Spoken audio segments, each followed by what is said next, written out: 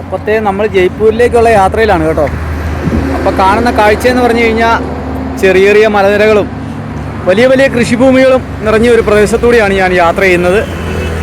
അപ്പോൾ ഒരു ഫ്ലൈ ഓവറിൻ്റെ മുകളിലാണ് ഞാൻ നിൽക്കുന്നത്. അപ്പോഴത്തെ അവിടെയൊക്കെ വലിയ വലിയ മലനിരകൾ, ഈ 4 വട്ടവും ചുറ്റപ്പെട്ട ഒരു മലനിരയാണ്. ഈ മലനിരയെ ചുറ്റിയാണ് ഈ വഴി പോകുന്നത്. അപ്പോൾ ജയ്പൂരിലേക്കുള്ള യാത്രയിൽ നമുക്ക് കാണാൻ പറ്റുന്നത് ക്ഷേത്രങ്ങളും ആശ്രമങ്ങളുമൊക്കെയാണ്.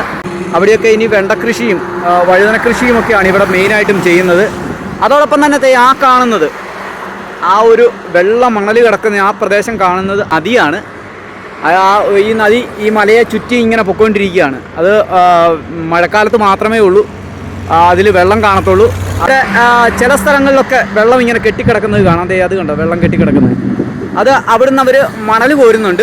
ഈ നദിയിൽ നിന്ന് മണൽ കോരിയാണ് ഇവിടെ കൺസ്ട്രക്ഷനൊക്കെ നടത്തുന്നത്. അപ്പോൾ ഒട്ടകങ്ങളുടെ ചെറിയ ചെറിയ വണ്ടികളിലാണ്, നമ്മുടെ കാളവണ്ടി പോലെ ഒട്ടകങ്ങളുടെ വണ്ടിയുണ്ട്, അതിലാണ് ഇവർ ഈ മണൽ കൊണ്ടുപോകുന്നത്. അപ്പോൾ അവിടെയൊക്കെ ഒട്ടകങ്ങൾ കിടക്കുന്നത് നമുക്ക് കാണാൻ പറ്റുന്നുണ്ട്. പക്ഷേ സൂം ചെയ്താലും എത്രമാത്രം നിങ്ങൾക്ക് കാണാൻ പറ്റുമെന്ന് എനിക്കറിയില്ല. ആ കാണുന്നതൊക്കെ ഒട്ടകങ്ങളുടെ വണ്ടിയാണ്. ഒട്ടകങ്ങൾ വണ്ടികൾ വലിച്ചുകൊണ്ട് പോകുന്നത് അതായത് ഏകദേശം 1 കിലോമീറ്റർ അകലെയാണ് കേട്ടോ ആ ഒട്ടക വണ്ടികൾ കാണുന്നത്. ഒരു മണലെടുത്തിട്ട് ഒട്ടക വണ്ടികളിൽ കൊണ്ടുപോകുന്നതാണ് കാണുന്നത്. അപ്പോഴത്തെ ഒട്ടക വണ്ടികൾ പോകുന്നത് കാണാം. ജയ്പൂരിലേക്ക് ഇനി ഒരു 98 കിലോമീറ്റർ ആണുള്ളത്. അത് 2 ദിവസം കൊണ്ട് എത്താമെന്നാണ് പ്രതീക്ഷിക്കുന്നത്. അപ്പോൾ ശരി, നമ്മുടെ യാത്ര മുന്നോട്ട്.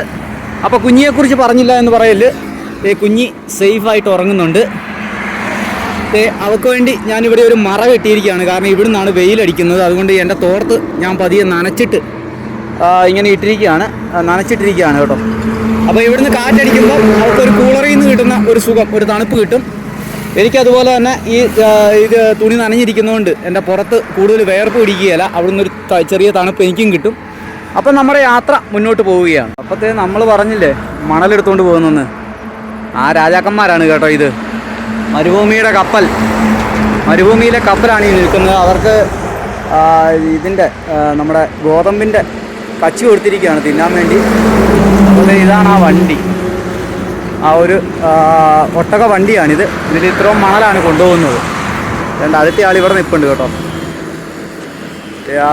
തീറ്റ വെച്ച് കൊടുത്തിരിക്കുകയാണ്, തീറ്റ കഴിച്ചുകൊണ്ടിരിക്കുകയാണ്. അപ്പോഴത്തെ ഈ കാഴ്ചയൊക്കെ കണ്ടിങ്ങനെ നമ്മൾ മുമ്പോട്ട് പോവുകയാണ്. വളരെ സന്തോഷം. ഈ വീഡിയോ ആദ്യമായി കാണുകയാണെങ്കിൽ ലൈക്ക് ചെയ്യാനും ഷെയർ ചെയ്യാനും സബ്സ്ക്രൈബ് ചെയ്യാനും മറക്കരുതേ.